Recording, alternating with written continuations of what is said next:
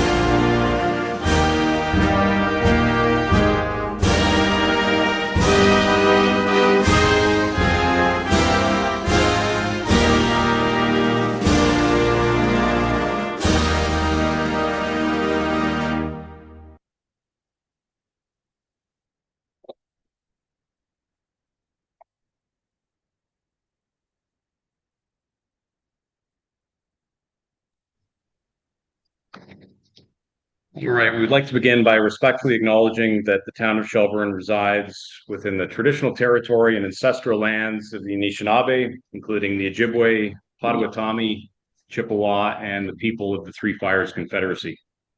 These traditional territories upon which we live, work, play, and learn are steeped in rich Indigenous history and traditions, and it is with this statement that we declare to honor and respect the past and present connection of Indigenous peoples with this land, its waterways, and resources. Before we begin, just a standard reminder to members of council to declare any pecuniary interests that they may have with respect to any of the items on the agenda tonight. I suspect there might be some, just given our involvement in other organizations in the town. So those declarations can be made now or sort of as the items come up on the agenda. Don't see any now, so that'll take us to the minutes from our meeting of August 26th. Those minutes were included in the agenda. Can I have a mover and seconder just to approve those minutes as circulated? Moved by Councillor Donato, seconded by Councillor Sample. Are there any questions or discussion on those? Seeing none, all in favor? That's carried. All right. Were there any questions submitted for question period? No, sir, no questions this evening. No. Okay. Any questions from any public members tonight before we get started? Okay.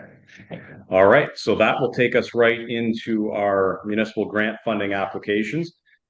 So I think most of the guests who are joining us here tonight have been through this process before, that there may be a few of you who haven't, and this is a new experience. The way that we'll do this, we'll go through the applications in order of the list that's provided in the agenda. Each applicant will have up to 10 minutes to make a presentation. Don't by any means feel obligated to use all of the 10 minutes, but we will kind of hold you firm to that 10-minute limit. Once you're done with your presentation, I'll open it up to members of council if there's any questions or comments that they would like to make. And then we'll move on to the following presenters. Once we're done, just so that everybody's aware, we do have a grant funding review committee, which is comprised of 3 members of council. So that committee will be getting together in the next couple of weeks. They'll review everything, kind of review the budget that we're allocating for grant funding in total, and then they'll come back to council with some recommendations, which will form part of our ongoing budget discussions, which will flow into the fall. So with that, we will jump right in and get started. So the first applicant on the list is the Children's Foundation of Guelph and Wellington, and I believe that we have Emily Darling joining us.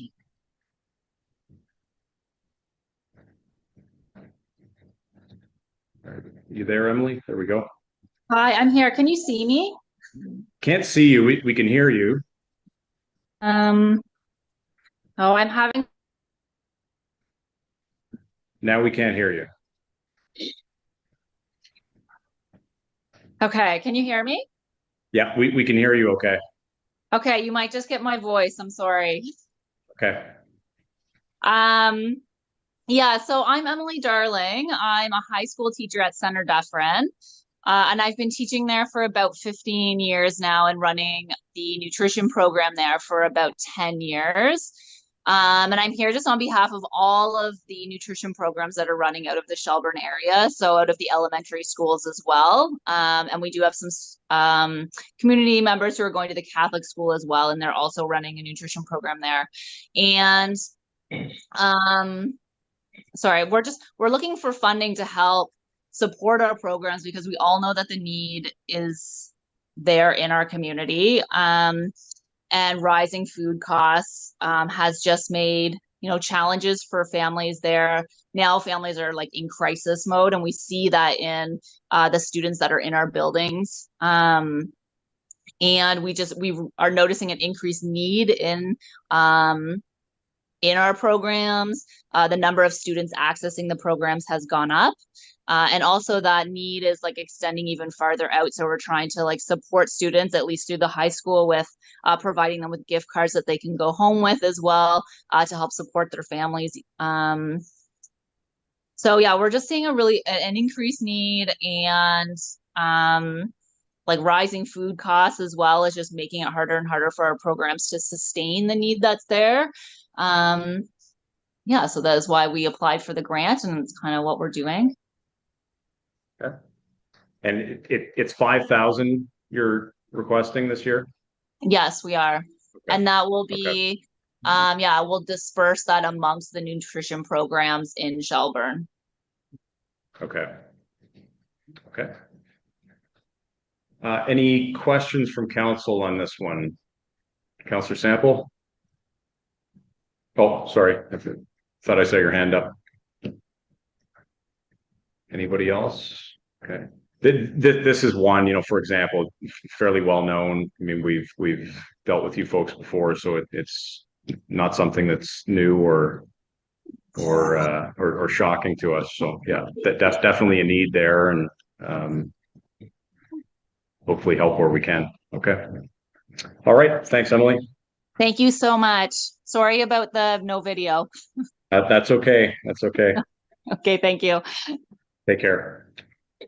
So the second group presenting is Feral Cat Rescue, and I see that we have Sharon Morton joining us. How are you, Sharon? Oh, you're muted. I'm very well, thank you. How are you all? Great. All right. So we're here representing the need for care and sort of a feline control, if you will, in the town of Shelburne. As you all well know, we've been serving the town for years, since 2011 actually, and it's an ongoing thing. Anytime there's an animal that's injured or sick, or right now there's many around town that we're trying to get off the streets, we are called upon, and we're very happy to help. I have one of our volunteers, Alexis, has created a video, which I'd like to do a share. It's a 6-minute video. It'll show a bit of what goes on in the rescue. And then just after that, I just want to talk a little bit quickly, a minute about statistics and financial. But would it be okay just to play this video for everybody, just 6 minutes? Sure. Okay, so I have to find out how to share. Oh, here it is. Okay, thank you. So I'm going to screen share this. Okay, can it be seen? Not yet. Do we have to do anything on our end, Alice, to?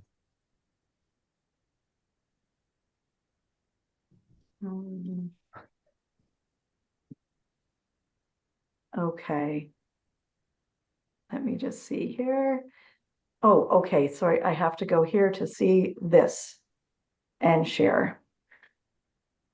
All right, There I we think go. it can be seen now. Okay, so I am just going to press play.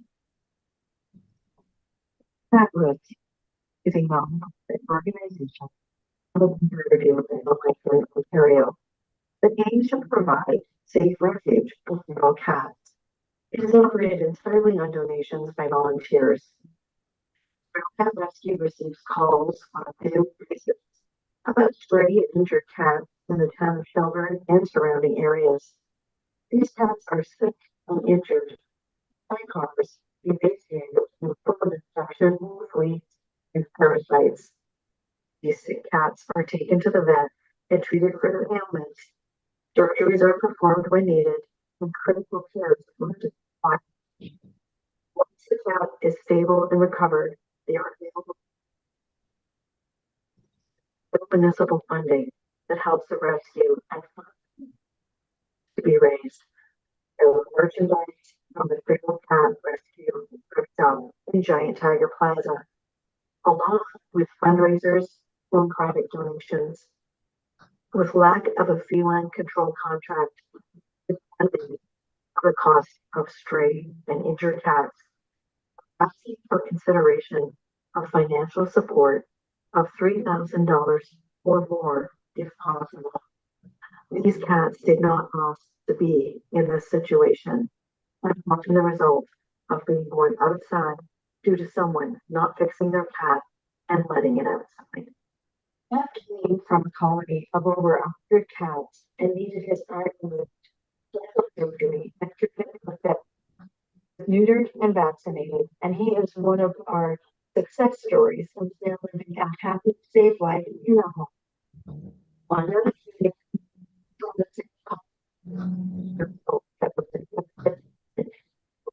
they needed to be surgically removed. She also had a respiratory infection and was safe and vaccinated. She also is now living at home and will never have to worry about living outside.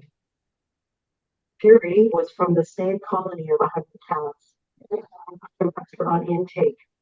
The eye would not be saved and needed to be removed. He had severe respiratory and hair infection and needed a long recovery. He was neutered and vaccinated and is now safe in a home. Newly indicated to a county property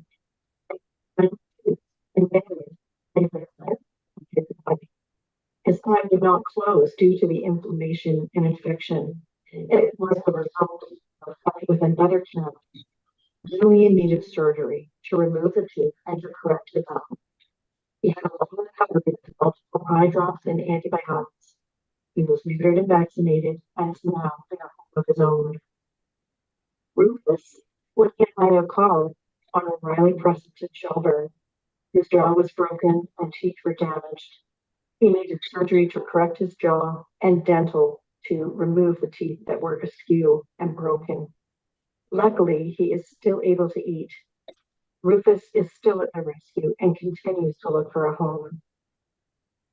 This black kitten was trapped by a coyote in Shepherd Trailer Park, where he was not able to walk.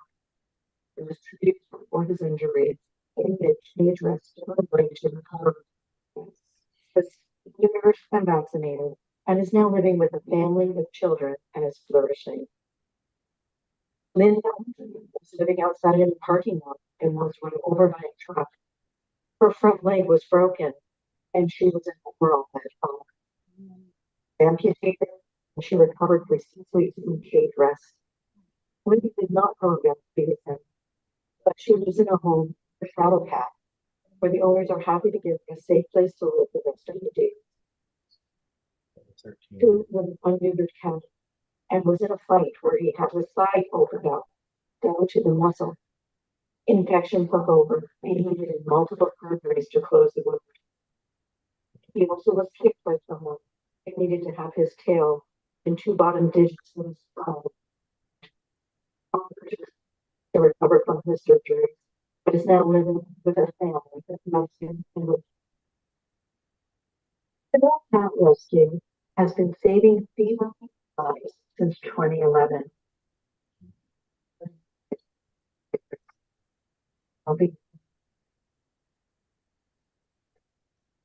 The rescuers have an acre and a quarter of land that was donated to Bush.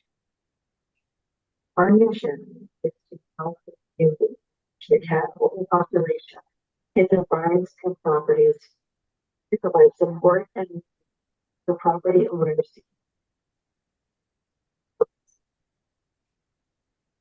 The community acknowledges it. Encourage them to enjoy the cats through the open houses. To encourage involvement in education. That's why their open is found. Cats that cannot become the sanctuary of the rescue will be fixed and socialized and adopted to a home. As only it will be an approved farm. We need your support and our asking a financial donation of $3,000 or more to help us continue a feline service to the town. Cats and kittens of Shelburne. Thank you for your attention to that video. I did want to mention as well that our current cats that we have under our care in the municipalities is about 183. And on intake just this year alone, we've had 134 cats coming in the area, adopted 95, and 24 have died. So there's, our statistics for this year, and in past years, it's very similar, but a little bit lower.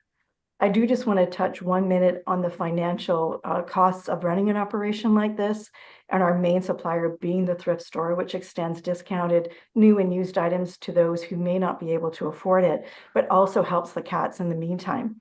Our veterinarian costs for 2024 this year so far is $67,629. And that's again all raised through fundraising and various means. Last year in 2023, it was $63,712. So we do have, we're happy to help. We have, we're glad to be of service to the community, but we are asking for some assistance to keep this operation going and have a solution for the stray cats and injured cats of the town of Shelburne. Okay. Thanks, Sharon. Thank you. Are there questions? Councillor Donato? Sharon, thank you very much. I know you do a great job taking care of the cats, stray cats in the town, and I've known that from many years in the past. A quick question for you, and it's going to be a 2-part question. The first part is, do you still accept cats from beyond the town of Shelburne? And the second part is, have you asked funding from any of the other areas that you may be accepting cats from? The primary source of cats coming in are in the town of Shelburne area, local. We do have cats that have come in from other municipalities. Currently, though, I did I think I missed that question, but we did receive $1,000 from through Chris Garrett's through Town of Amaranth, and that was to help the cats in the Laurel area that there was an issue with. That was probably 2 years ago now. We are going to try to, this is a start of asking and approaching all 7 municipalities and letting them be aware of what's happening. So it is really all of our area, surrounding areas of Shelburne, but Shelburne being primarily where most of the problems are. Okay, thank you. You did answer my question. I did? Yeah. Good, thank you. Okay. Any other questions for Sharon? No? Okay. All right. Thank you, Sharon. Thank Good to see you. You too. All right. So the next group is Get Outreach Works, and we have Yvonne Montel, sorry. Hi, Yvonne. How are you? I'm doing well. Thank you so much. Can everyone see the screen? Yeah. Looks like it's there now. All right, perfect. So good evening, Honorable Mayor Wade Mills and members of council. Once again, my name is Yvonne Kelly Montel, and I am the grant manager and Get Outreach Works representative. Welcome to our presentation. So we're going to take you through a little bit of information about SEEP, the educational umbrella, which is the platform that we present our initiatives in the schools and also in the community. The agenda this evening is to talk a little bit, as I mentioned, about Get Outreach Works, SEEP, reflecting on what we did, an amazing job in the Black History Month for 2024, and also looking forward for Black History Month 2025, what our proposed delivery model is, program highlights, and also making sure we're able to provide information to you. So Get Outreach Works, we are a nonprofit entity. We partner a lot with the community, community-based agencies. Throughout, we have a lot of initiatives, educational. We do a lot of collaboration. It's all about promoting the best interest of the community. And so when we take a little diver deep into, SEEP, what it is, the acronym stands for Cultural Immersion Through Educational Programs. And this is the platform that we go into Upper Grand School District. We also do a lot of information in the community for the seniors. We have a STEM camp. We have summer camps. So what we do is we develop and foster community involvement. At the end of it, it's all about unity, that diversity and coming together of cultures. We promote the arts through educational curriculum. And as mentioned, over the years, we've been able to influence the educational groups of elementary school, high schools, and also the community that we live in. The picture you see on the screen is one of the demonstrations that we, when we go to the school systems and we're able to demonstrate, this is one of our theme for food. And so the common thread is throughout our Black History Month celebration is to build that community of advocates, one-on-one, neighbors, teachers, students. They go back to their parents and they're like, I just had a festival. Can we make festivals? And it's integrating their culture with other cultures. We do all of this and it's strengthened through the members of our community, through education, through services, and it's all bottom line relationship building and shared experiences. And so right now you are looking at the culmination of the Black History Month. It's the grand finale. Tell you just a little bit about the gentleman that's on your screen. His name is Garth Bell. He identifies as a Black Indigenous male. He has experiences his experiences are influenced by his growing up, his youth in Hamilton North, and he has lived the experience of working with people faced with at risk in their community, whether it's in the classroom, youths involved in criminal justice systems. So he was our speaker for the finale for 2024. He was the restorative practice lead in Brantford metropolitan area.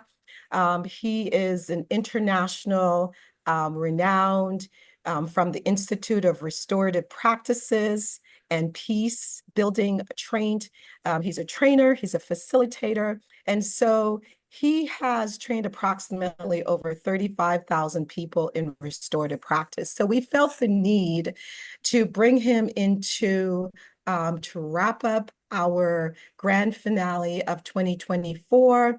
The audience, as you can see, it's in a circle because we are all connected. And so let's take a look then ahead for SEAP 2025. Just wanted to share that the purpose of the Black History Month celebration is to commemorate the profound contributions of Black individuals throughout history while creating an immersive educational platform to encourage the interest in STEM also. So this year, our focus is on STEM, science, technology, engineering, and mathematics, that field. So this project for this year, Black History Month 2025, it aims to foster that cultural understanding is going to inspire the students to achieve academic excellence and build the bridges between sessions, whether once they leave school to the camps we offer and the connections we have in the community. It's going to be innovative. This year, the STEM Discovery Camp will be an extension of the Black History Month celebration, and it will highlight the integration of those Black innovators that are in the STEM field. So students can see themselves 10, 20 years from now, and other students can see the diversity of the culture of STEM. And so how do we do this with community engagement? We're out there in the community. We have a connection with the Upper Grand School District. And as I mentioned about our finale, we connect the community together. We open our doors. Come on in and let us share some more information. It's all about that scaffolding of information and resources. And it's all about academic preparation, which we know is constantly ongoing. And so for this year, the Black History Month 2025, we have it broken down in a 4-week enrichment program within the school system. Week 1, hidden figures and early contribution in STEM. Another theme is civil rights and social justice movements in STEM, culture and literature in STEM, contemporary achievements, and the future possibilities in STEM. And so let me click on the next as we wrap up. Our theme for Black History Month and the grand finale is STEM Legacies Innovating Through History. The picture on the screen here is from last year, where we all were dressed in our different attire. And it was such a celebratory moment for us to share our cultures with the Upper Grand School District. And so the Get Outreach Works is going to be responsive. We're going to be making sure that we're changing. We're going to offer the 1.5-day camps that the students can engage in hands-on activities, because we know that everyone learns differently. And so we want to be able to build that long-term learning networks that are available. And when we talk about being in person, we talk about pre-recorded, that's just Get Outreach Works being responsive. So if we need to be able to be in person, we're available. If we need to be hybrid, we're also available. And so just wanted to share how the funds will be utilized.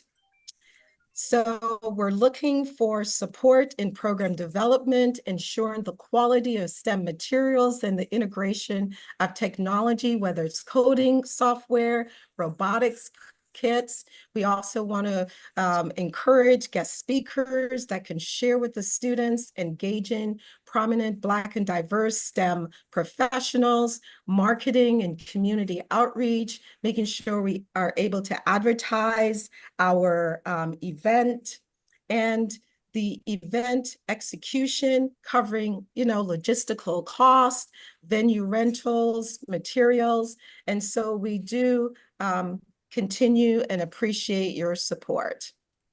So these are some of the themes as I move quickly through to wrap it up. And we truly made sure that we are responsive and that we are making sure that the council priorities are addressed. So as we wrap up, as an educator, I understand the importance of scaffolding, learning throughout the year, whether in school or during summer holidays.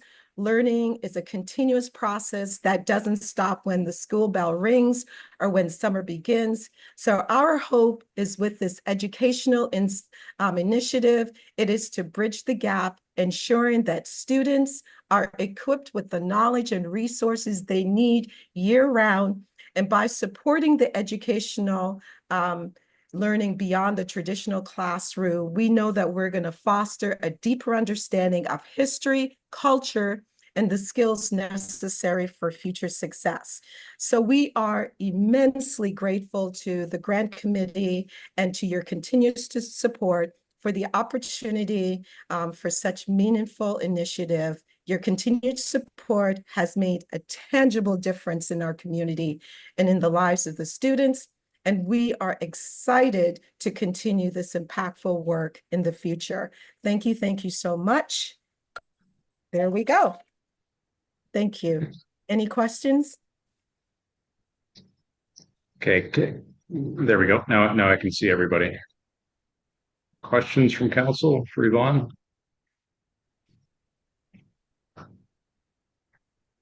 All right. I guess that's a sign of a good presentation, right?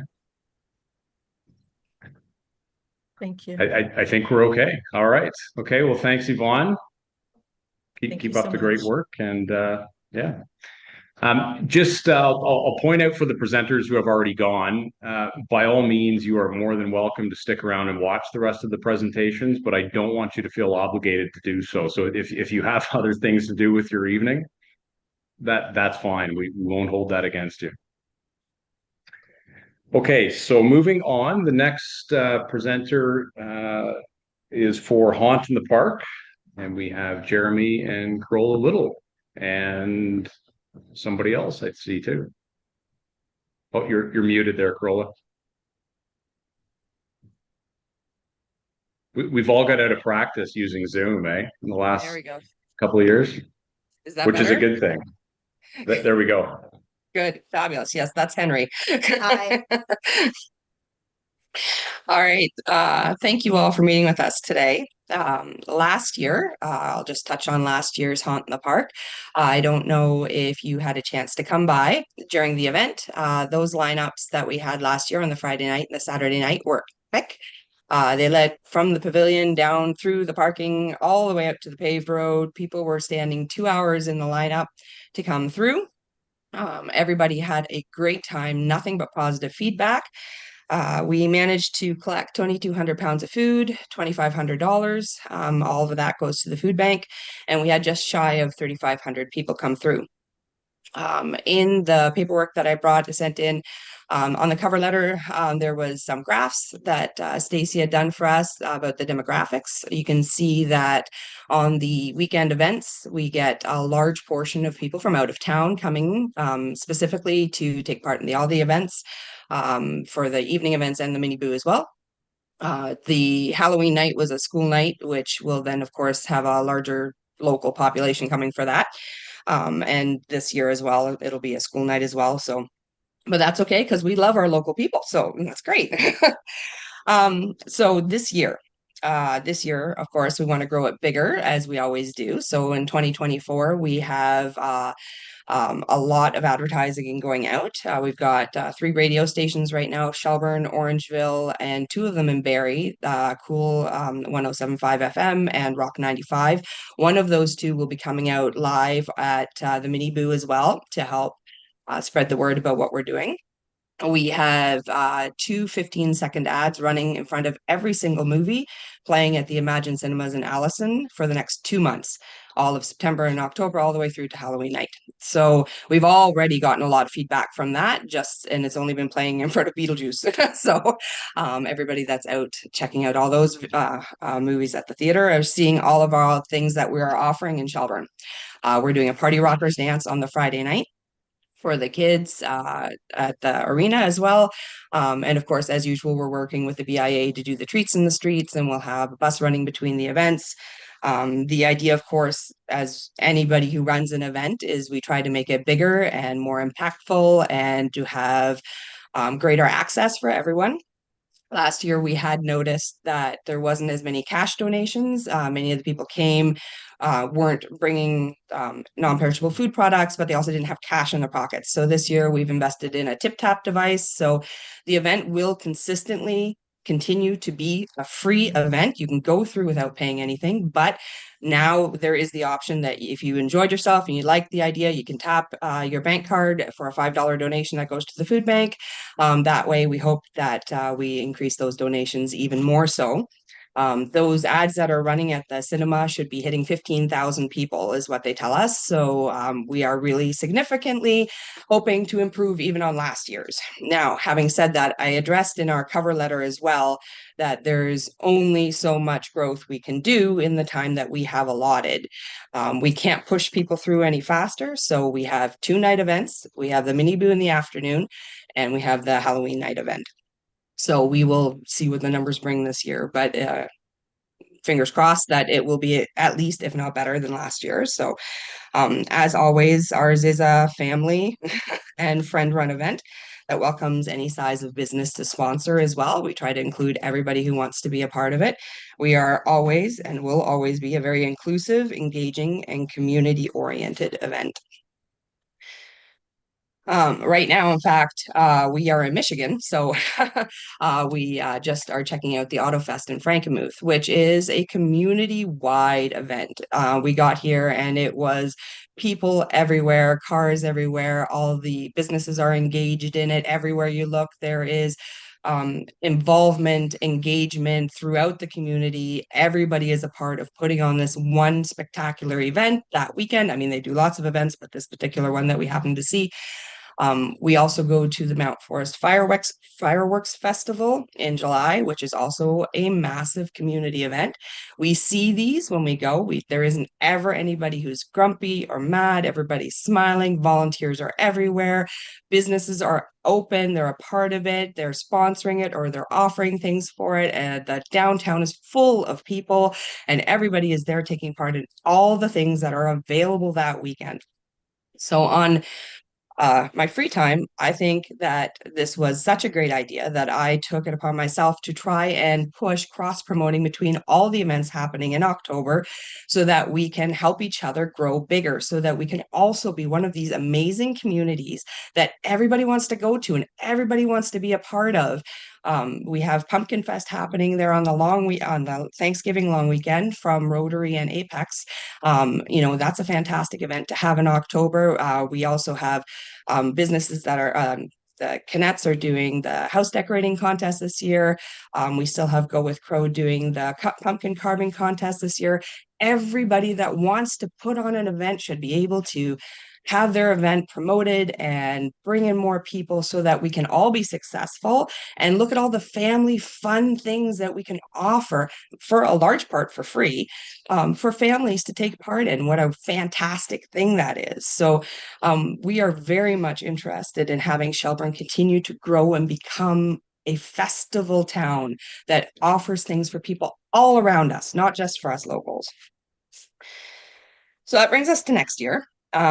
We had huge plans for next year. We wanted to expand the scope by offering an additional weekend to increase the attendance and the donations. Only because, as I mentioned, there's only so much we can do with one weekend. We really wanted to add another weekend, growing to the direction that with the Pumpkin Fest on the Thanksgiving weekend and other events that we could maybe have coordinate, we could have something offered for families every weekend in October. What a fantastic thing that would be for this town. And, we would have the 2 weekends at the end. We wouldn't grow it any bigger than that. I can tell you that right now. There's only so much time we have. But that would be the growth that we would be looking for. We would add that extra weekend, another Friday night, another Saturday night, generating more people to come in, more donations to be brought in. Between the additional advertising, the event dates, and the ease of donating by the patrons, we were confident that we could really make the difference we've been trying for, both in increasing the amount of people coming to our town from out of town to attend the events, but also in the much needed donations to the food bank. If you've noticed, though, I've been speaking in past tense. It turns out that this multi-page grant proposal was not only a waste of time for me to fill out and come and present, but all the planning meetings and prep work for the next year were a joke, as not even 5 days after the proposals were due, do we get an email saying, and I quote, "There will be no special events rentals for the majority of the season at the Fiddle Park for 2025.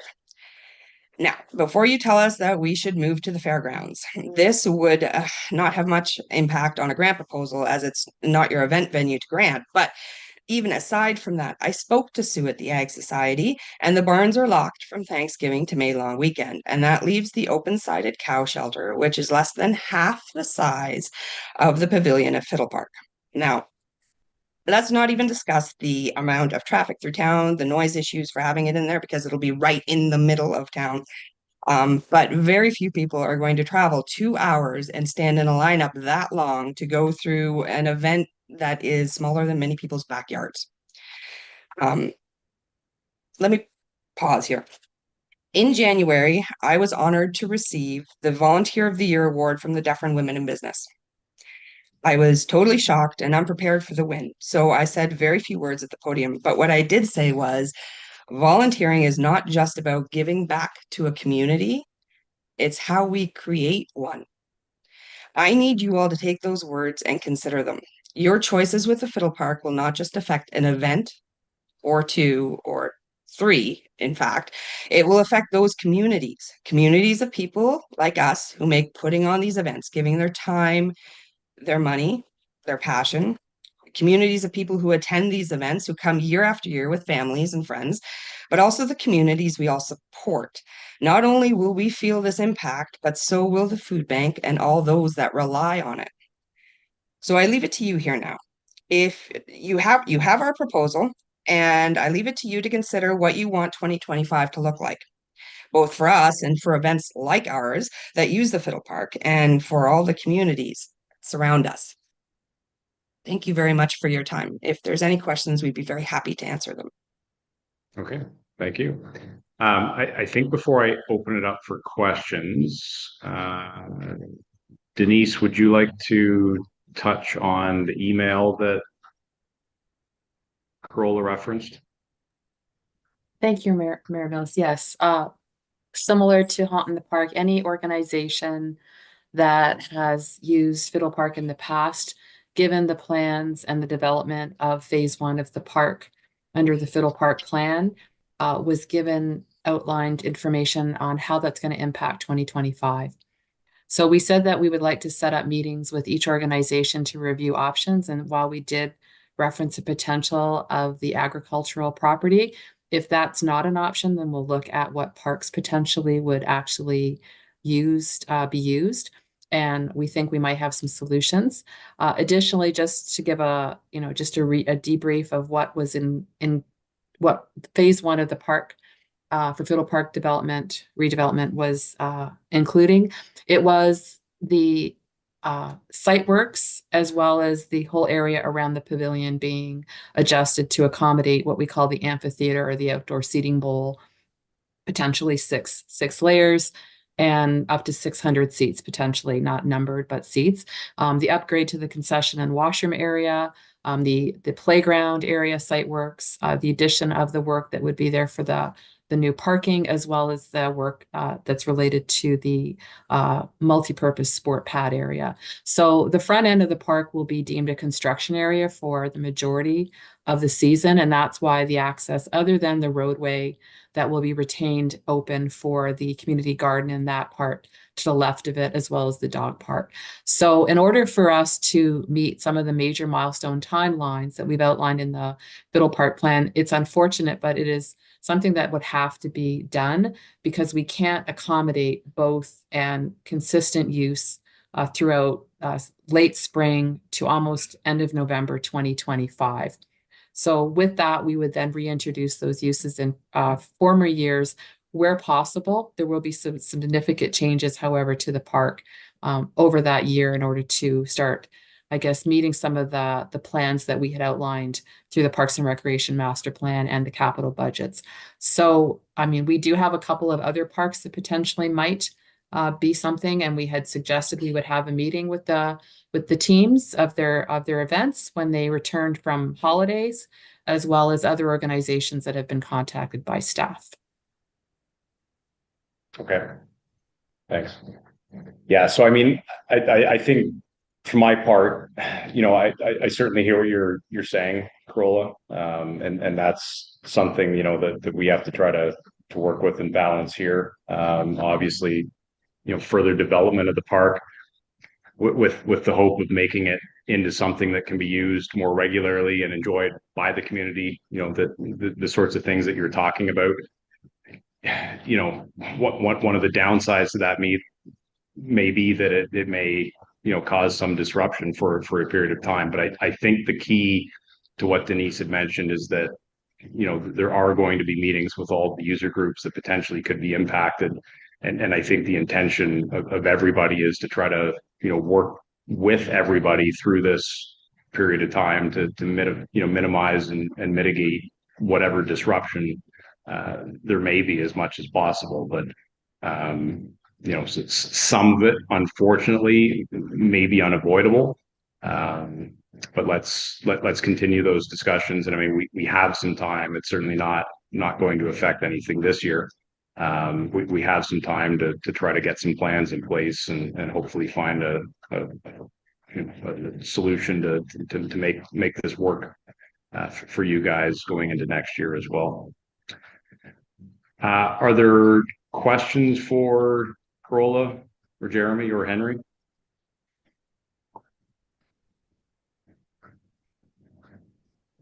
No? Okay. All right. Well, thanks guys for everything you do. Oh, sorry. Jeremy, did you want to?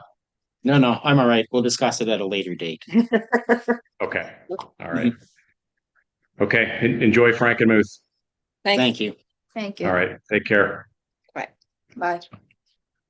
Okay. Next up is Picking in the Park. And yes, Greg and Heather Holmes are with us. How are you guys? You're on mute there too, I see. So there, you can there hear we go. Yeah, there we go. Okay, thank you. Well, thank you very much. Just a recap on last year, this year. We had a great year. Again, we bring lots of tourism to town. We bring a lot of probably 90% of the people that come to town are from out of town, and we have a great weekend. The new floor was awesome this year. It saved a lot of work, and again, that made the festival even better. I don't know what else I can tell you. We did get the email from Will on last week, and it kind of caught us off guard. I know when we met with you back in the spring regarding the floor, you kind of said, well, you know, we don't have the money to redo the park yet. We're looking probably a few years down the road, and well, that's great, let's get the floor done. But I think if we would have known that we were going to be thrown out next year, we probably wouldn't have invested $40,000 into the park this year. It's an expensive dance floor for 1 year. I don't know, I guess options, we could possibly go to the fair board. We could have to talk to them. There's options. I don't know if the fairgrounds are big enough, but again, that's we had over 150 trailers in Fiddle Park this year, and I don't know if that would fit at the fairgrounds. We'd have to do some thinking about that. But I don't really have a whole lot more to tell you. Okay. We do have lots of spendings. Again, the Rotary Club had a pork chop barbecue there this year, and they sold over 150 meals. And again, it's a great money maker for not for just the town. It helps a lot of people. The shopping, the stores, the restaurants around were very busy that weekend. It's a great weekend, but we'll have to look at what we can do to carry on. I don't want to take it out of town, but I know there's some other towns have shown interest. That if things don't work in town, we'll always welcome you here. We'll take your festival, but it'd be nice to keep it in town. I've grown up in Shelburne, and it's a great place to live, and we'd like to do all we can for it. So say we've invested money into the park out there. Did you say 150 trailers this year, Greg? Yeah, over 150 trailers. Okay. Is that the biggest one you've had? No, I think our biggest was 180. We're still recovering from COVID, I think, but Yeah. keeps getting bigger. We were at a festival last weekend. We just got back yesterday, and their numbers were down, and it was one of the biggest around. I think they had over 1,500 trailers. That used to Wow. be. It's slowly coming back. It's getting better. And we couldn't advertise at that event, Yeah, where we usually do. We were there with new business cards, and I got to advertise next year, and we kind of, okay, we can't do that, so we put that on hold till we figure what we're doing. So it's got to move. We're gonna take a lot more advertising, a little more planning, and but I say there's a few service clubs not in Shelburne that have offered to help us and take over, but I don't want to go to Shelburne if I can, but if we have to, yeah. I don't know. Again, we donated $40,000 to that floor, and again, I know if that was you, I don't think you would have given the money. We could have rented a dance floor for a lot less than that for this year. So we'll have to negotiate that. Anyways. Yeah. Well, I mean, I'll say the same thing I said to Kroll and Jeremy. I mean, let's discuss it and see what we can work out. I mean, it's not as though the dance floor is going to be gone. It's an element that's going to be there, and you know, we'll be well used in the building. So it's a hiccup of this next year that we need to figure out a way to work through. But I don't think Denise, I see you put your camera on. Did you want to add something? Sorry, I was just listening. I will add, just with the opportunity, that we had actually included, and we certainly appreciate the contribution towards this hard surfacing of the pavilion, because that was an amazing donation. The budget was a lot more than that, but it was also intended to support other uses, including the fact that it will become an ice pad. It'll be an outdoor rink for the next time it's used, because the refrigerated skating path, we have to reassess the cost of that over 2.1 million. But as I mentioned before, the site works component, which I didn't say, will include the pathway that would support the refrigerated rink in years to come. But in the first phase, we will be utilizing the pavilion for an outdoor skating pad with lights and music. So your contribution is certainly significant and appreciated, but it was part of the overall plan to begin with. So I just wanted to note that. But again, Pick It in the Park stepped up, made it even more possible by donating money towards the overall cost, and that's fantastic. So just wanted to let you know that it's going to serve more multi-community for purposes. So your contribution will be well appreciated for years to come. And correct me if I'm wrong, Denise, but my recollection of the plans, or the conceptual plans at least, is this outdoor amphitheater is sort of encircled around the pavilion, Yes. so that will provide seating for performances and whatnot to take place in the pavilion. So I mean, yes. So the again, pavilion, once we're able to get yeah. over the hiccup of this year, you know, I think some of these improvements will actually add to and benefit your festival and your event. Again, it's just a matter of trying to get through, you know, this 1 year of construction. Construction is never easy, as you know, but we'll find a way to do it.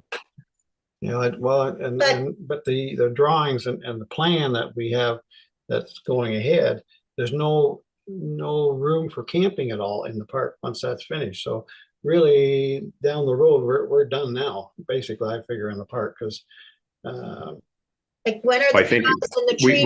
we had chatted before about that, Greg, I think, and I mean, there will be lots of room for parking, at least over the next, you know, few years, and those were sort of the timelines we had talked about. I mean, at some point down the road, longer term, yeah, you know, there may not be as much room there for trailers. But that wasn't part of kind of the phase one stuff. So I mean, for the next few years, you guys had mentioned that you'd still be interested in doing this for a little while longer, at least. You know, I think we will be able to accommodate those trailers.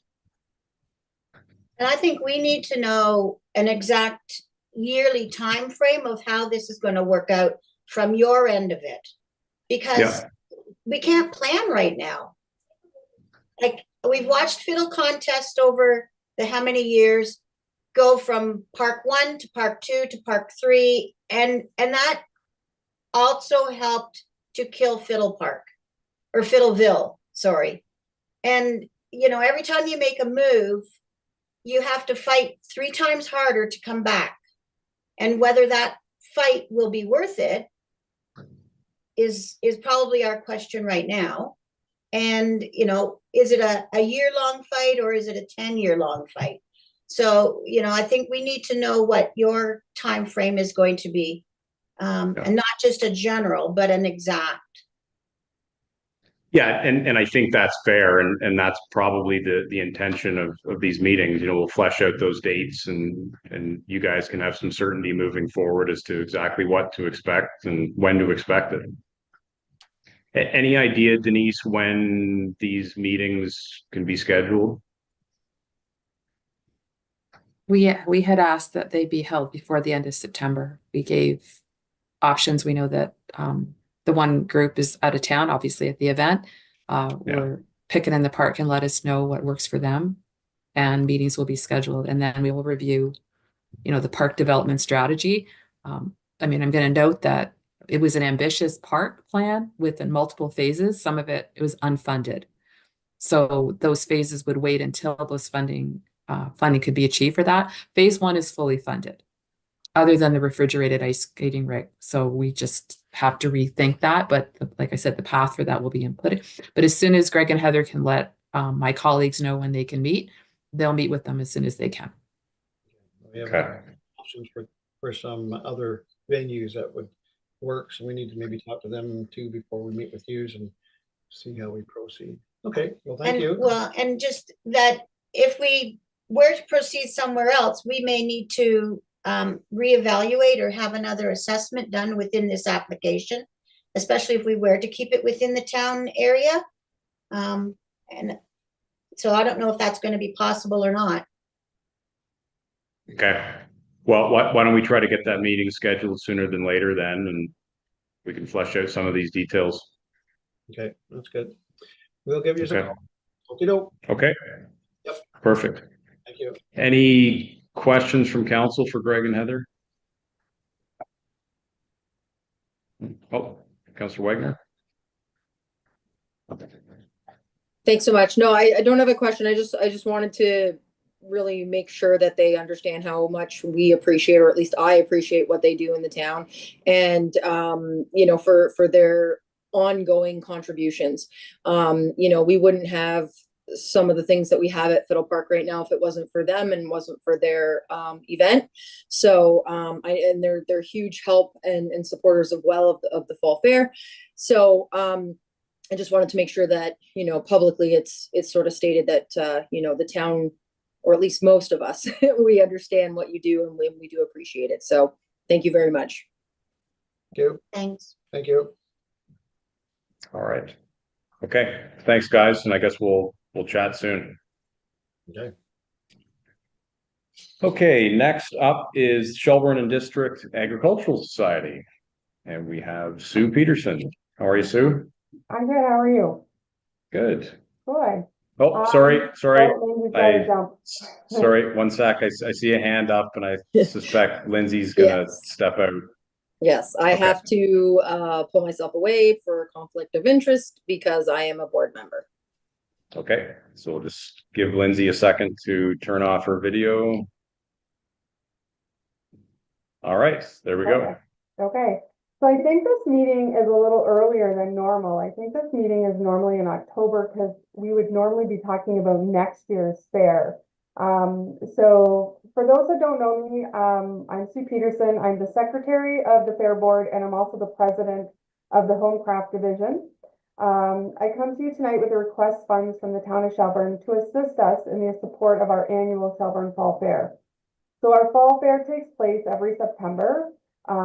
So of course, for those that don't know, it's this coming weekend. We've ordered the good weather and it is supposed to be nice all weekend. It'll be our 157th fall fair, bringing us next year, obviously, to our 158th. In my over 20 years on this board, I've seen a lot of change with the fair. I've also seen the struggle it takes our board members to secure sponsorship each and every year to continue the fair. The Shelburne Fair has seen changes with regulations across the board in terms of having animals on site.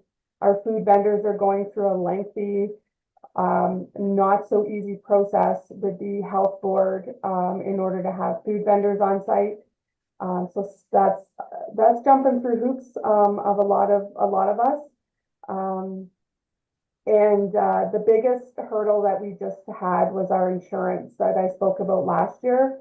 So we've had to change insurance providers, and the insurance industry for fall fairs or events like this are becoming increasingly expensive with a very narrow window of what you're allowed and not allowed to do in terms of events like this.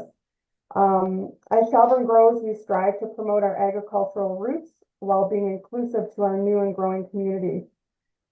So 2 days prior to the fair, so this coming Wednesday, we're having our agricultural awareness program. So in the past, we've had students from Centennial Highlands, Glenbrook, Highland Heights, and Primrose, as well as the homeschooled and preschool children.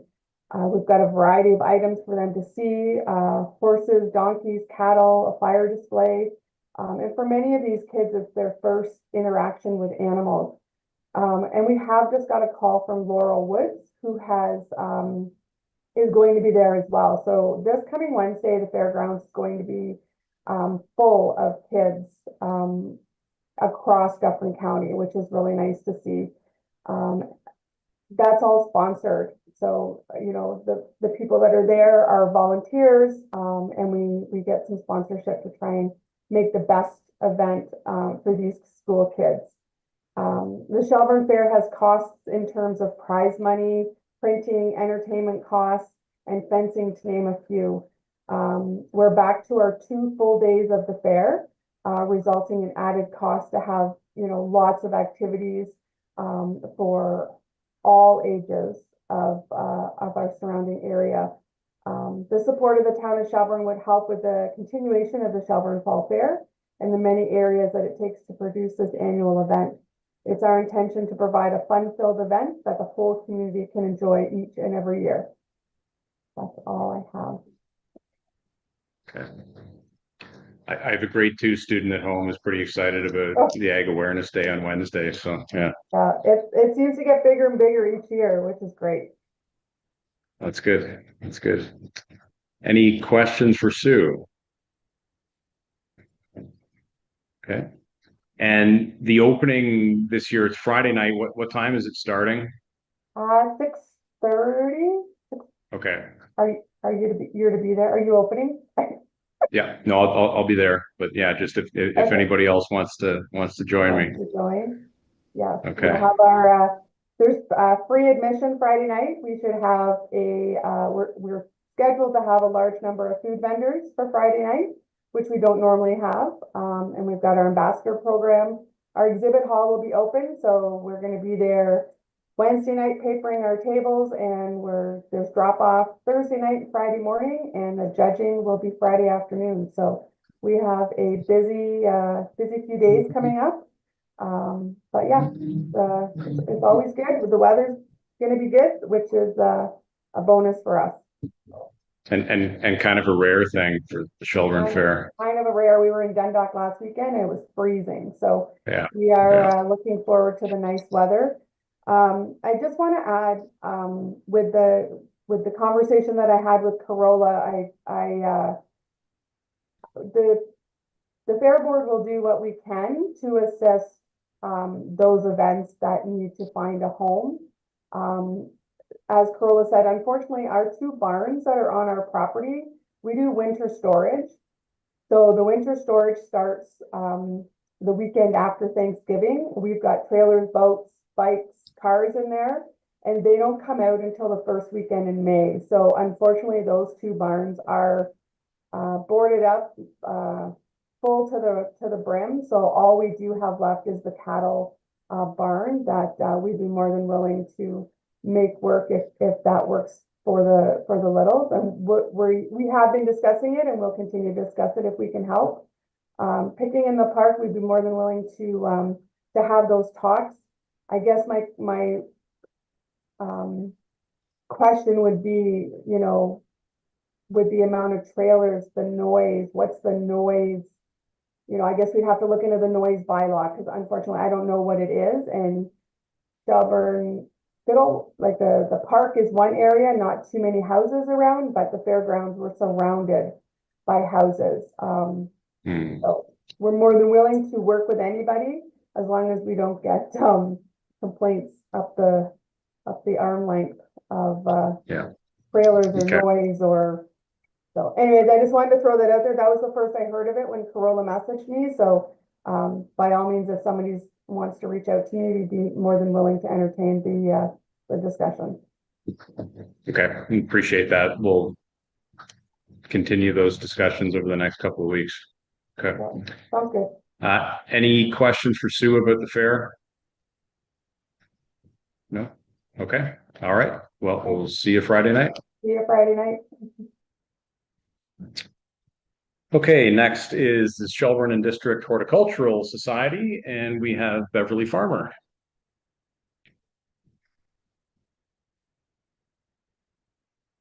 You're muted there too, Beverly. There we go. Thank you.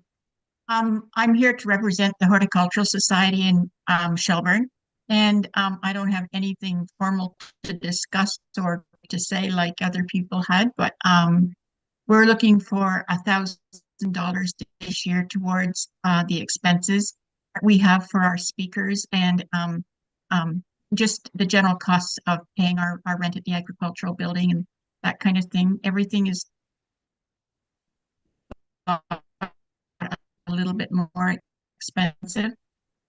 One thing that it's not a huge cost right now, but we were asked to a garden, community garden, and the soil quality is far from ideal. And so we're wondering if we should ask for more money so that we could try and help amend the soil, or whether we should ask somebody else within the town to do that, like incorporate some fallen leaves in the fall. The biggest thing for us is volunteer hours. We don't have a lot of volunteers. Our younger people are all young moms that work and fathers, and the others are not young anymore and are limited in the amount of that kind of activity that we can do. So there's one of the topics also that's coming up is on Tuesday coming, and it's about Lyme disease. And I think it's a really it's something that everybody could benefit from knowing more about. And so it's open to the public, and even if you don't have to pay admission or the yearly fee, which is only $20 for the whole year, to come as a guest. So if anybody feels that they would like to know more about Lyme disease and preventing it, it's going to be Mike Coburn from the public health unit that's going to speak about it. So If you have any questions of me, that's just a little bit of some of the information that that we are looking for some funding, and that's it. Sure. So in terms of the soil quality, that's like on the community beds that you're talking about? In this where the produce is being grown, like in the food bank garden, not at the entrance gardens or the cenotaph garden. They were talking about asking to have a tree removed at the cenotaph garden. I don't know what happened with that ask, or if it was Tamara Crisp and Annalie Kidd that were talking about that at one point. I don't know how far that got. We also planted three. We also planted 3 trees in the last year in the community parks. One at the Greenwood Park, one at I don't remember the names. One at Simon Park, and another one within a community. Kind of goes to a little dead end street, and there's a little climbing tower and things like that. There, we planted a autumn blaze maple there too. Okay. Our treasurer just sent me a quick note to mention that we have $500 in the community garden budget for this year, which hasn't yet been spent. So wonderful. that may help. We'll help have it. with some with some We'll take some it. soil remediation. Yeah, So yeah, that would be wonderful. who should Beverly reach out to? Denise? I can pass on the comments from today to my colleagues in operations. So it would be Will Thompson and Jim Moss that would be overseeing that. All right. Great, Yeah, I'm you. sure we can help out with that. Okay. All right. Any That's questions for Beverly? Okay. All right. Good. Thank you. Thank you very much. Thank you. Okay, next up, we have a series of applications on behalf of the Shelburne Rotary Club. The first is specifically with respect to the backpack project, and we had Bobby Ferguson listed, but I see Michael Conte is joining us. So, Michael, how are you? Good evening. Thank you, Wade Mills. We're Mayor Mills.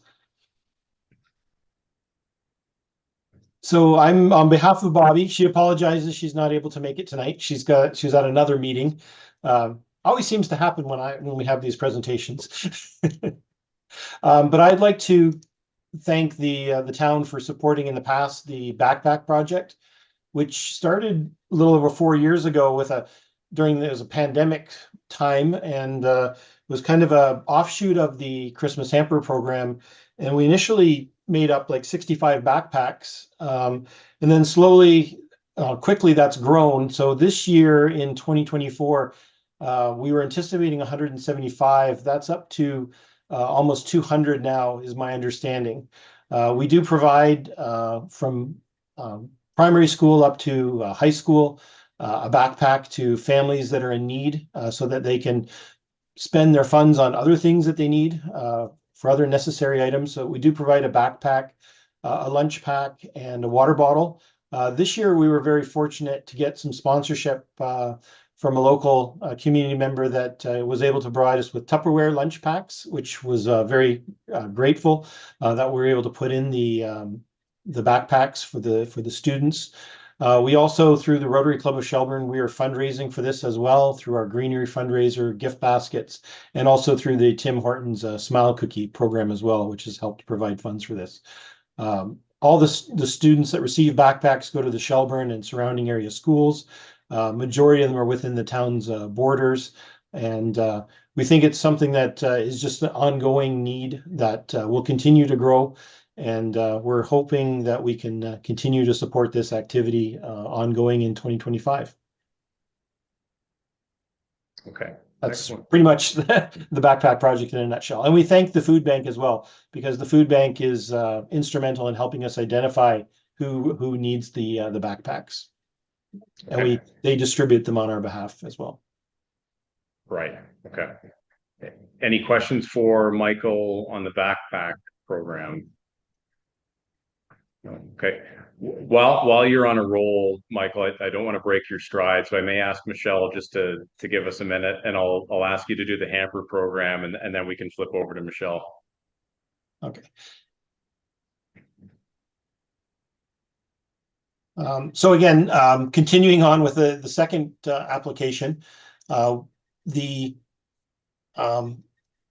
Shelburne Hamper Program. Again, that's been going on for, I want to say, almost 50 years now. And that's a program that we've been, not just Rotary, but also the local service clubs and the local churches that have been instrumental in helping to make that happen. It's a program that assists the local families with the extra constraints of the holiday season in a discreet and controlled manner. Programs open to qualified families, couples, singles, and seniors. Each applicant receives hampers of food, non-perishable and fresh, grocery gift cards to purchase a turkey, ham, or holiday specialty food of their choice, gift cards for children aged 12 to 18, toys for children under 12 years, and many necessary holiday items, including personal grooming goods, sanitary goods, that kind of thing as well. There's been a lot of additions to the program as it's gone on over the years. We do have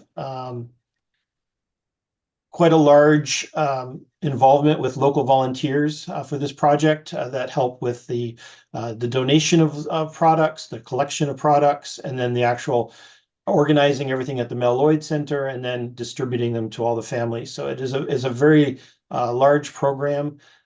It has grown over the years to, again, like the Backpack Project, over almost 200 families, I think, last year. And I think it'll be probably even more this year. It just seems like the need is going up. Also, the cost of things are going up as well. So we do want to continue this program for the town and the community. And and thank you for your ongoing support for this project. Okay. That's kind of it in a nutshell. Yeah. Any questions on the hamper program? Councillor Guicciardi. First, thanks of all, Michael, for presentation. I know it's a little early to be talking about Christmas at this point in time, but when will you be accepting donations from the public for the hamper program in terms of product? I think pretty much I can confirm with Bobby, but I think we're getting to that point where we could accept anything now. Sometimes it ends up at my house for lack of any other place, but yeah, we definitely can. I'll talk to Bobby and she can put the word out for that as well. Okay, great. Thanks. Okay, excellent. All right. Thank you, Michael. Thank you. So the third Rotary related presentation is going to be from Michelle Chidwick, and you're going to talk about Pumpkin Fest. Yeah, thank you. I was going to say Michael can continue to carry on as well, but so I'm Michelle. I'm secretary with the Shelburne Rotary Club and also the project lead for Pumpkin Fest. So next year will be our third Pumpkin Fest. Last year was our first. We haven't had this year's as of yet, but we welcomed approximately 500 people. And along with food donations, we also collected around $2,000 that was able to go to other local initiatives that the Rotary Club helps out with. So the purpose of this event is to provide a family-friendly event geared towards all members of the Shelburne community and to further highlight local businesses and artisans. So again, this will be the third year that we run the event, and we feel like it's a great opportunity to bring people of the community together to engage with one another. It's also a way to get very active in the community and a very inclusive event. So this is taking place on the Thanksgiving long weekend on the Saturday at Natasha Patterson Memorial Park. It's from 12 to 3, and it does follow the Shelburne Rotary Club food drive that has happened for several years. So the event features a children's play area with bouncy castles, trackless train ride, pumpkin-themed games such as pumpkin bowling, pumpkin golf. Every family who comes gets a free pumpkin. We also plan, again, to expand the event. So we really want to feature a lot more local talent and local businesses. So we want to have local entertainers, invite musicians, actors in Shelburne to put on performances and promote their talents. We also really want to have a vendor market to highlight local vendors, artisans, so they can sell and show their crafts, along with local businesses that can also put in a booth to further promote their businesses to the community. Further to promote local businesses, we are going to have a pumpkin lane. So if you can imagine those wood sheets where you can put your face in and take pictures, we want to have a lot of local businesses make those that can be used for years to come and further highlight their business. This is a free event to the community. However, if they do want to participate in the bouncy castle section of things, it is $10 for a wristband for all day play. So this grant would further allow us to expand on reaching out to more people of the community, making it even more inclusive, not just having just the bouncy castles kind of geared towards the younger generation, but being more inclusive and having more local businesses and artisans featured. I think that's kind of all I have to say. Excellent. Questions for Michelle? Councillor Sample. I just noticed last year you had $4,000 in kind value, and you didn't ask for any in kind value this year. Is that just a miss on that, or did we just miss it on our side? I think it might have said 1,000 in kind this year. I believe so. Okay, I'm just looking at the spreadsheet I have in front of me Yeah. here, so that's all. So I just want to make sure it's captured. That's all. Okay, If perfect. there is, I if there believe isn't, it says 1,000, but I Okay. will clarify and get that corrected if it doesn't. yeah. Thank you. Carrie? I was just grabbing the application. That might have been an oversight on my part. Yes, there is 1,000 on the in kind. So I apologize. That's my fault grabbing that. Okay, no problem. No problem. I just wanted to make sure. That's all. So Good catch. All right. As long as the committee sort of is aware of what the ask is when they start evaluating. So no, that's good. Okay. All right. Thanks, Michelle. Okay, next we have Shepherd's Cupboard Food Bank, and I saw Ardith on here earlier. There we go. Are we there? Yeah, we can't see you yet.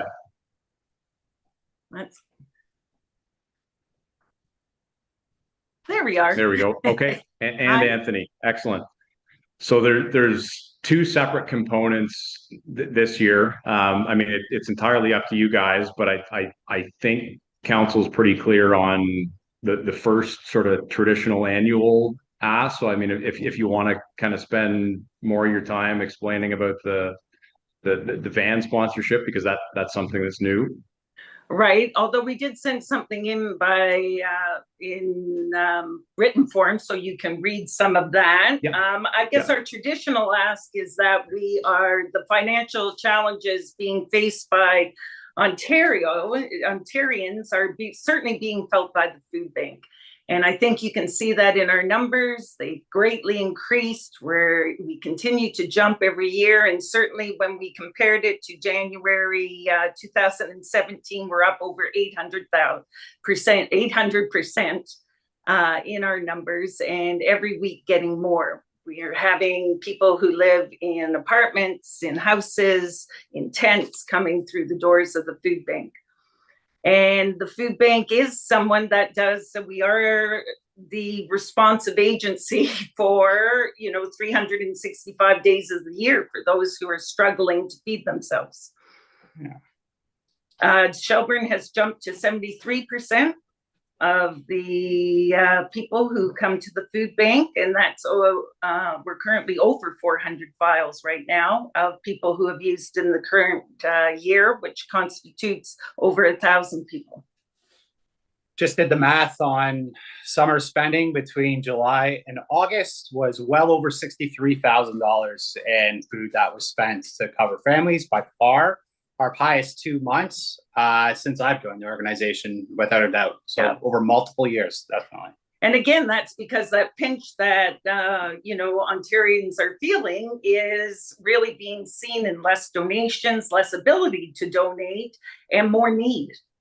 So a lot of rising needs. We have an increase in the need for different types of foods as well. So we're having to, meet that challenge from different cultures, from halal meat, gluten-free diets, cancer diets, vegetarian, vegans. So we're having to incorporate the use of a lot of different foods. We've had an increase in need of stock supply. We've had an increase in our food rescue, so that there's also some good things. We have an increase in our partnerships with different key components, although that might decrease next year, I hear, just from listening to the presentations, with our partnerships with the Haunt and with Picking in the Park. But we have an increase in the need for more deliveries to those who are medically fragile, and overall it's an increase in demand. I would say that probably shifts directly right into our second ask that we have there, and that is with the van. And we've taken on some different research where we've been trying to see what has the biggest value for the food bank. How we've been operating currently is through 100% through volunteers, which includes volunteering their vehicles. It's becoming to be too much, and the willingness of volunteers to offer their vehicles have all but dissipated. It's at a point where, as demonstrated by the amount of money that's being spent, it's just the weight of the food that we have. The amount of food that's needed as we're going out to different, whether that be rural areas or, again, the medically fragile, the unhealthy, and trying to get to as many people as we can. We just need to be able to get out there and have something that's reliable and that could be able to, quite frankly, take the load of what needs to go out there to be able to service them. Thankfully, as Ardith has mentioned, we have a lot of great partners out there. And so it's certainly not a burden that's taken on only by the food bank, but certainly somewhere where we'll need, some help along the way to get to where we need to get. No question. Okay. Any questions for the food bank?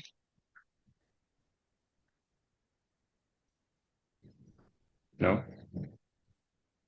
No question. Okay.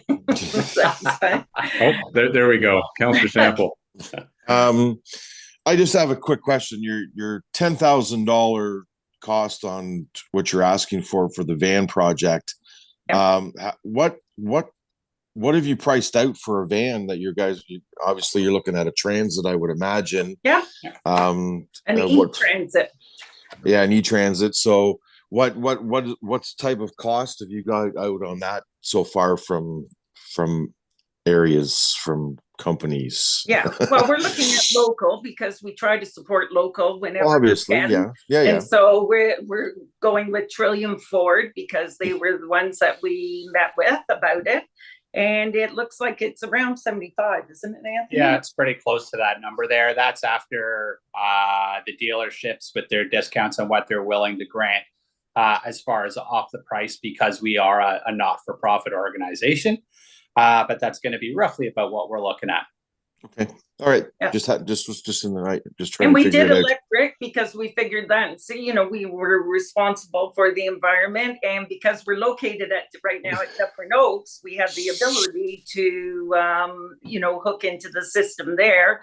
And the other thing is we really buy locally because we want to support the partners that support us. And so, we're not going great distances except in Shelburne and the surrounding areas. Yeah, with the electric car, it would hold enough of a charge that it should prevent us from having to look at any gasoline charges, anything like that. We have already spoken to some people where we are at the location, and they are on board with us keeping the van there and having it there. So we have looked into that as well.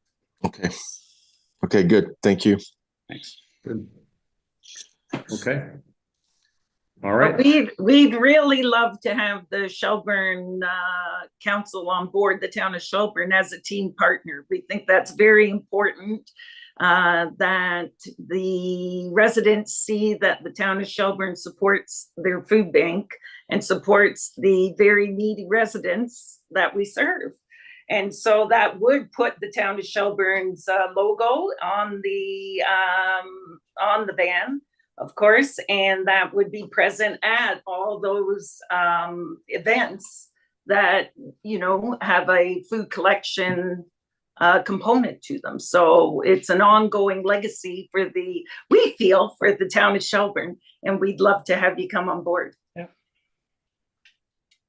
Just for the benefit of anybody else who might be watching, I'm assuming that you're open to other sort of private sponsorship as well, like Absolutely. local businesses.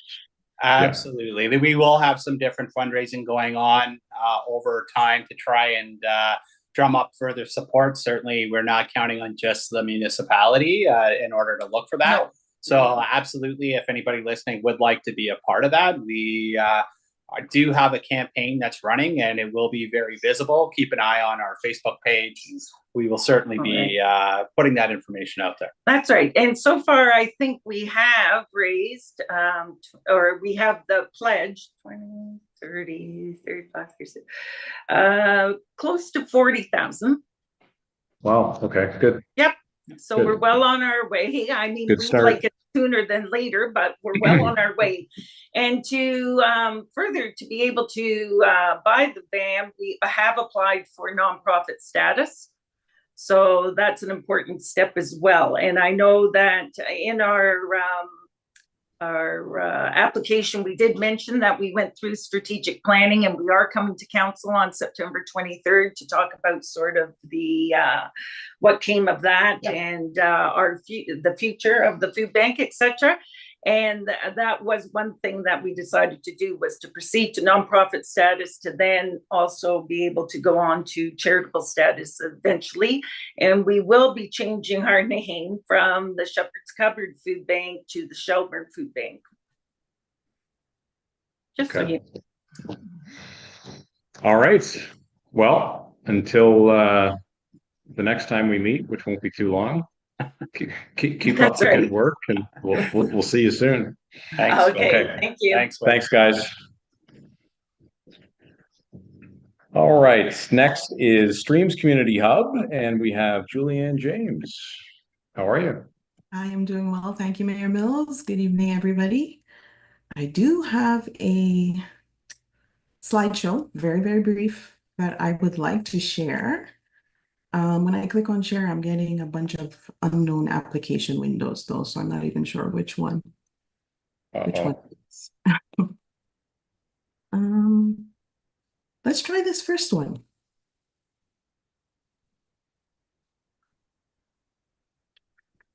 Bear with me and the technology.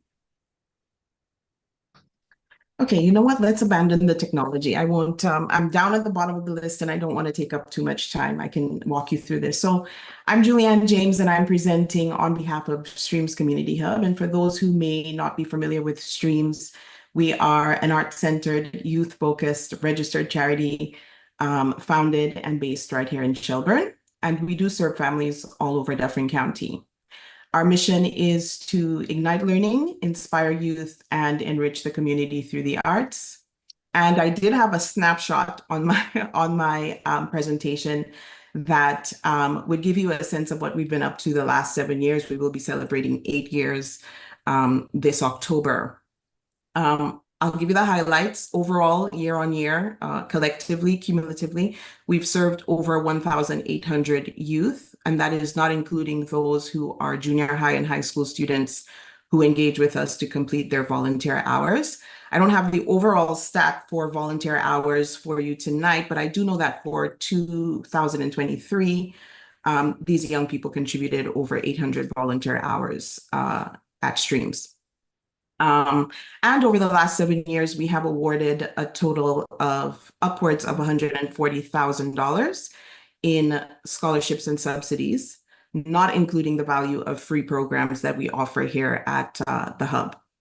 I do want to point out that on average, 60% of our participants in programs at Streams are residents of Shelburne.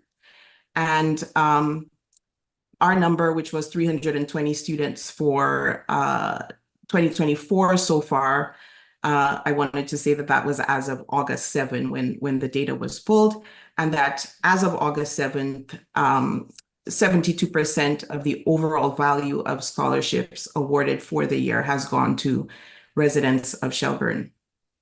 Now, at Streams, we are working on a model of operation that would see the vast majority of our programs, if not all of them, offered to the community for free. But again, we are 7 years old, and until we are able to secure multi-year and robust operational funding in order to achieve that, we do need to charge families a registration fee for covering the cost of running programs. But that said, we don't want this to be a barrier for families, so this is why we offer scholarships and subsidies. And I do want to point out that we don't do any kind of qualification when a family comes to us and asks for a subsidy or a scholarship. All we ask them to do is fill out a form to request that from us so we can track that data. We don't force them to qualify based on an income or anything like that. We just ask them to apply for the scholarship. And if there is room in the program, we give them access to the program. So that brings me to our ask of council this year. We are requesting a total of $12,050. Part of that is an in-kind contribution. So the cash contribution is $7,500, and that amount is roughly 50% of the amount of scholarships awarded to Shelburne families this year so far. We intend to use that contribution to fund scholarships and subsidies for residents of Shelburne specifically for the upcoming program year. And in addition, we have planned multiple community events for the 2025 calendar year, including our annual word of mouth monologue competition, which in 2025 will be in its 5th year. We are also planning a curated youth-centered art gallery exhibit for the month of June at Town Hall, an album release concert, which is going to be a feature of one of the programs we run here at Streams called Sing Club. The students in that program last year released their own 7-track EP that they composed and wrote themselves under the guidance of their teacher here. And we're also planning a full-scale theater production in the month of June. So we are requesting that the fees for the use of Grace Tippling Hall be waived for us. And of course, we acknowledge that the town of Shelburne has a policy of not waiving fees for ticketed events, but I wanted to respectfully request that council consider an exception to this in our case, given the unique nature of our events and the critical role they play in supporting our charitable mission. Our events, while they will be ticketed, are designed primarily as fundraisers to sustain our operations and help us to continue offer these scholarships and subsidies to families in need. And tickets will be offered on a donation basis with a suggested donation amount not exceeding $20 for any event. The events are not just about fundraising, they're also an avenue to uplift our children and youth and bring the community together around the arts. So any support from the town in waiving these fees would be significant for us. And so we hope that council would consider the request with leniency. We do have a quote that we included in our package that the town did put together for us because we gave them our dates. And so that's included in our grant application. That is all. Okay. If you have any questions, I'm happy to answer. Okay, great. Any questions for Julianne? No? Easy group tonight. Yeah. Okay. All right. Well, thank you. Thank you. We'll chat soon. Okay. Okay, so that brings us to our last presentation, and this is from Trinity Primrose United Church, and we are joined by Sabine Roner Tensi, I believe it is. Sabine? Hi. How are you? Hi, good, thank you. How are you? Good. So yeah, I'm at the very end today, and it's my first time doing something like this, so sorry to end it on a bit of a painful note for you guys, maybe. But evening, I am presenting the grant application on behalf of Trinity Primrose United Church. And I thank you for your time and consideration for this request. I've been learning about the complexity of food insecurity in our community by attending the Dufferin Food Access Subcommittee meetings that are being held in Orangeville over the past year or so. This group is a subgroup of the Dufferin County Equity Collaborative and includes many members of its working groups, such as Public Health, the HCIA, Ontario Health Team, Orangeville Food Bank, Shelburne's own Economic Development Officer, Carol Maitland, as well as local citizens who are passionate about food equity and want to find a way to help in Dufferin. Through these meetings, I've learned that only 25% of people experiencing food insecurity currently access emergency food services that are available. And that stat is pulled from a nutritious food basket report from Wellington Dufferin Public Health for 2023. Through a consultation from the Voices of Lived Experiences Dufferin, we learned how people's experiences with food insecurity are diverse. And so, of course, the solutions have to be diverse. The group published a Dufferin Food Access Guide, which shows the locations of existing services and where there are opportunities for more services to help more people. We are applying for a small grant to support a community freezer project in Shelburne. Our hope is to provide food accessibility to some of the 75% who experience food insecurity and do not use the food bank for whatever reason. We know the need is greater than any one organization can address alone. The project we are proposing would complement other resources available in the community to alleviate hunger, and we would welcome collaboration with existing food emergency agencies. The location of the freezer in the community would address the diverse needs of families by being accessible throughout the week, accommodating various work schedules. A team of church members and other community volunteers is at the ready to offer their time and culinary skills to making nutritious meals in a public health certified kitchen, which is a project that is wrapping up at the church right now, to stock what we are going to call the friendly freezer. Meals would be packaged and labeled in compliance with all public health guidelines. 2 lock boxes would be securely attached to the freezer, one for funds and one for feedback.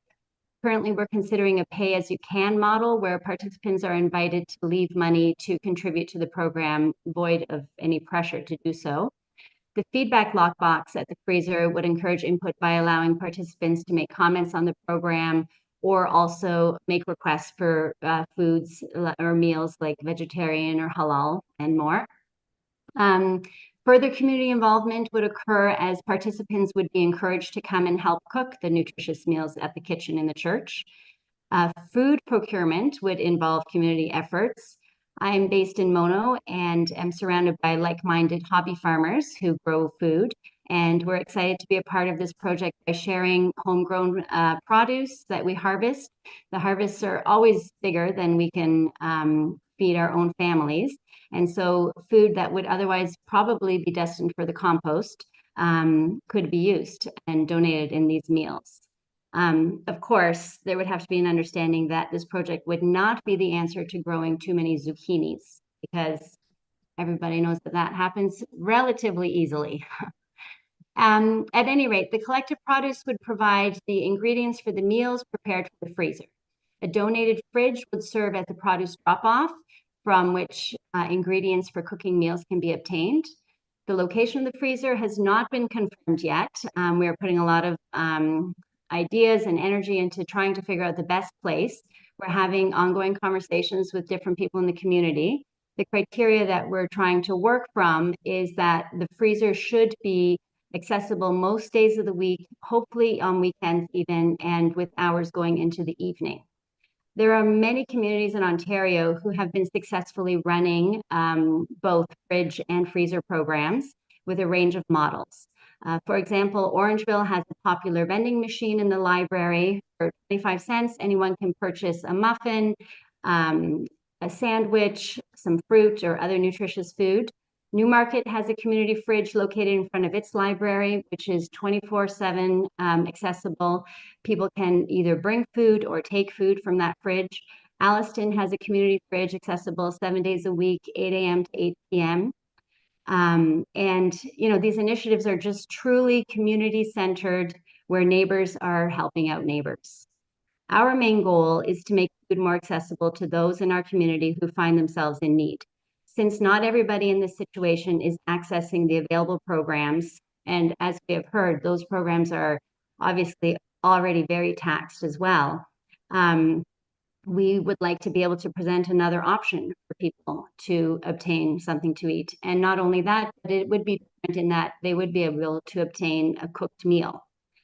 A community freezer with cooked meals would reduce food insecurity, offer dignity, choice, flexibility, prevent good food from going to waste, supporting neighbors, and contribute to a stronger and healthier community. So thank you for your time and consideration. Great, thanks, Sabine. Are there any questions? Councillor Guichardi. Sorry about the cat. I was going to say, I think you may have a cat walking in front of your camera. I just did, yeah. Sorry about that. So, just to be clear, first of all, as a recipient of 4 zucchinis this year, I can appreciate the abundance of our zucchini crop. So this model isn't necessarily, just for clarification, this model isn't a duplication of the food bank model, in that this is more for prepared meals. And that's, so I just want us to don't get into a situation where there's a duplication of programs. But if this is, I just wanted some clarification on. Well, that, and I would just like to speak also to, I understand that the food bank, has its relationships and connections with different organizations from which they receive food. And I would be we want to be very conscious about making sure that this program would in no way negatively impact what is already going on at the food bank. Okay. You mentioned, Sabine, that there's a community fridge in Alliston. Like I'm aware of the vending machine concept in Orangeville. Where's the fridge in Alliston? Just if anybody kind of wanted to get a sense of what you're proposing. It's on Dufferin Street in a community living building. Okay. Okay. Excellent. All right. Any other questions? Or looks like we're good. Okay. Well, thanks for your time. Thank you. All right. Okay, so that rounds out the presentations for this evening. I think I say this every year, but it's probably worth repeating. I mean, not only do these presentations, in my mind, kind of fulfill a practical purpose in giving us the information we need to kind of evaluate them, but I do think that it also just highlights for the community, the breadth and scope of important work that's being done by these civic organizations. And I mean, it's really quite remarkable that these people are out there volunteering and the amount of work that they're doing to put back into the community. So it is always a nice opportunity, at least once a year, to kind of highlight some of that great work that's going on. So as I mentioned, I think the plan from here is this will go to our evaluation committee, and then at some point in the not too distant future, maybe as early as the next council meeting, that committee will come back with some recommendations so that we can start to fold that into our budget discussions. So for the purposes of tonight, I think all that we're looking for is a motion to ask the Grant Funding Review Committee to take these applications away, review them, and to bring forward recommendations for council's consideration up to a budget maximum of $42,500. So the mover and seconder for that, moved by Councillor Sample, seconded by Councillor Guichardi. All in favor? That's carried. All right. Any council inquiries? Councillor Donato?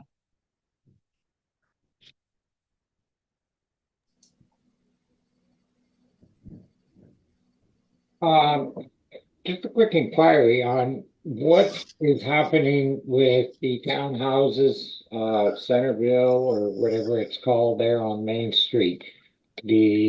Nothing is going on. Time is moving on into construction season. It's just a road put in at this, not even a road, I guess.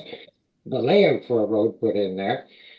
And the second part of this same question is we as a council decided to name the street after the former police chief of our community, and right now it's got a sign on it out on the front of the fencing saying Centennial Road. If we're going to have any kind of signage up for whatever that street will eventually be named, should it not be named properly after what council's decided? Okay, who wants to tackle that one, Jim or Denise? Sure, Your Worship, I can start with what's going on there currently. They have got to the stage that they have the roads into the development at 600 Main Street. They do have the sanitary sewers all in, storm. Still need some work on the stormwater retention pond. The water lines are in, along with the services to the lots. There hasn't been a lot of action there lately, and we haven't heard too much. I was by Friday, and there was actually people walking around in there surveying it, but I'm not really sure what their plans are currently, when they'll be back on site. Yeah. And then in terms of the street name, I didn't see the sign, Walter, that mentioned Centennial Road. It's right on the front on Main Street. There's a sign there that says Centennial Road. So I'm just thinking I think that says access to site is on Centennial Road. Oh, okay. Yeah, I think that's what they're specifying to access that site. Through Your Worship, that was the deal, was that any access to the site be done off of that, just to keep traffic off Main Street and not to congest everything downtown with trucks coming in and out.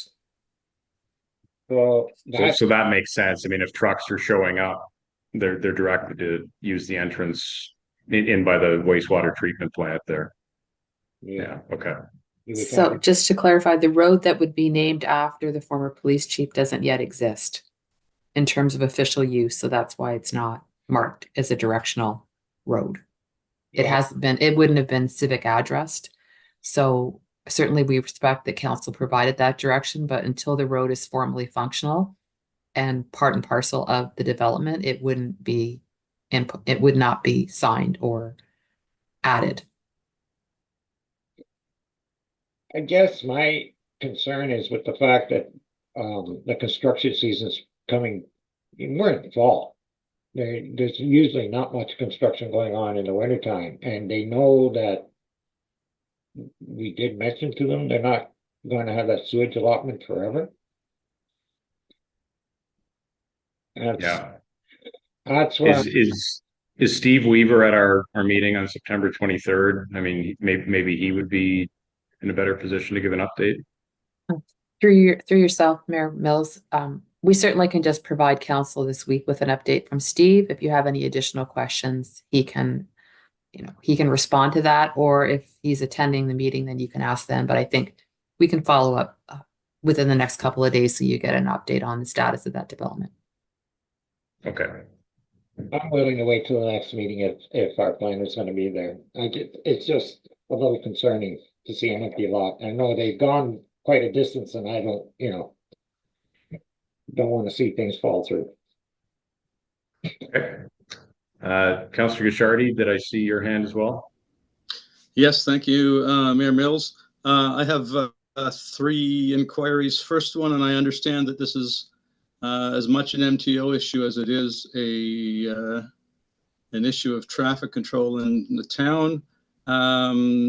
Is there any way that we can have a conversation with MTO to somehow enhance the awareness of the stop line at the base of Highway 10 where it intersects with Highway 89. Just about every third traffic cycle, there is someone who, through lack of awareness or lack of ability or surroundings, stops right at the crosswalk, preventing trucks from making a safe turn north on Highway 10. I understand, the eventual goal is not to have any trucks down in the downtown core at all, but in the interim, somebody's going to get run over or driven over by a transport truck. And it blocks up the traffic. So that's the first one. Secondly, is there a possibility of enhancing the visibility of the crosswalks on Greenwood through some enhanced line painting, either zebra painting or some chevrons approaching the crosswalks? I mean, Jim, you've done a great job with the painting and your crew. I'm just wondering, those two crosswalks are just two lines, and I'm wondering if there's a way of getting those enhanced somehow on the pavement. I'm not speaking necessarily of signage. That's a question. So I'll let you deal with those two first.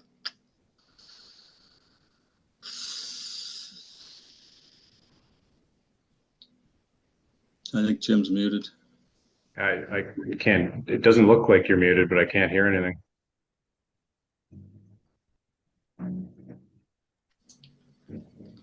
Better now?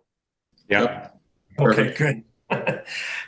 Through your worship, the stop bar at Main Street in Owen Sound there, that is actually a part of the town's painting there. So with the reconstruction of Owen Sound Street North, so from Main Street North, that whole section is going to be tore up in the very, very near future with our shave and pave. So the Rotomill is going to come in, Rotomill all that up, and then the new asphalt go down. As soon as that's done, then we'll have all the lines will be repainted through there, including the stop bar. We do have that stop here sign, but I do know what you're talking about. There are the occasional people that are missing it, or I was even stopped at the stop bar and they pulled out and passed me going around the corner. So, yep. But we will get it back on as soon as they have the asphalt done in the next couple of weeks. They're supposed to be done by mid-September. We'll have the painting done immediately afterwards. So. Is there anything else we can do, Jim, to try to, highlight, where people are supposed to stop? I would suggest sorry, just to interrupt there. I would suggest one of those railway crossing bars, but people would probably drive through that as well. I'm not sure MTO would approve that, but yeah, through your worship, I think the stop bar, once it's repainted, that should be the best bet there. So we're going to get the better quality paint that's going to stick with it. So it should last right through until we do it next summer again, late next spring, sorry, with our normal painting. And the concern about the crosswalks, because we were doing all that construction on Owen Sound, Greenwood has become even more of a bypass now as an alternate route through town. And so I'm just wondering if we can highlight those crosswalks a little better. Through your worship, we would have to look at that. They're not officially crosswalks there. They're just the same as all of our other crossings in town. We have painted lines going across them, so they're not official crosswalks there. It's just delineates the crossing itself. So we'd have to look at that in the future for, say, for next year when we go through our usual painting again and see if we can enhance anything there. Okay.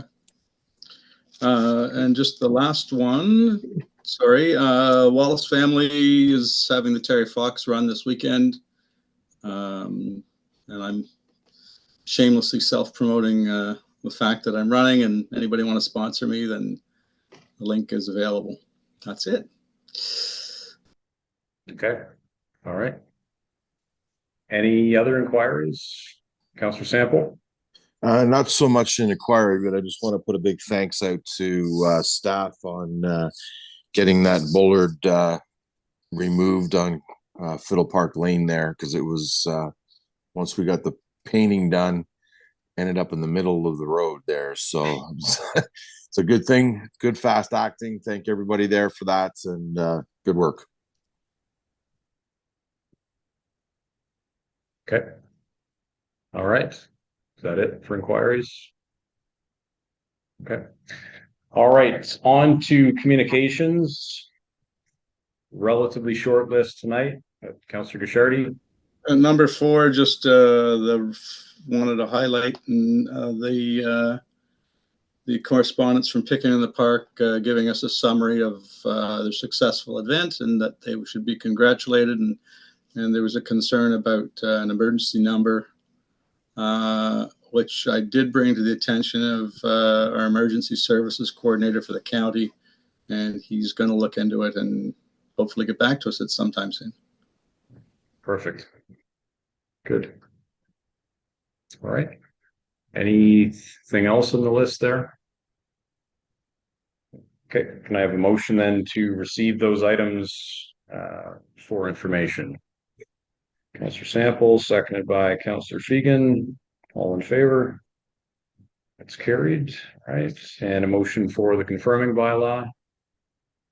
Councillor Bernardo, seconded by Deputy Mayor Hall. All in favor? It's carried. And a motion to adjourn.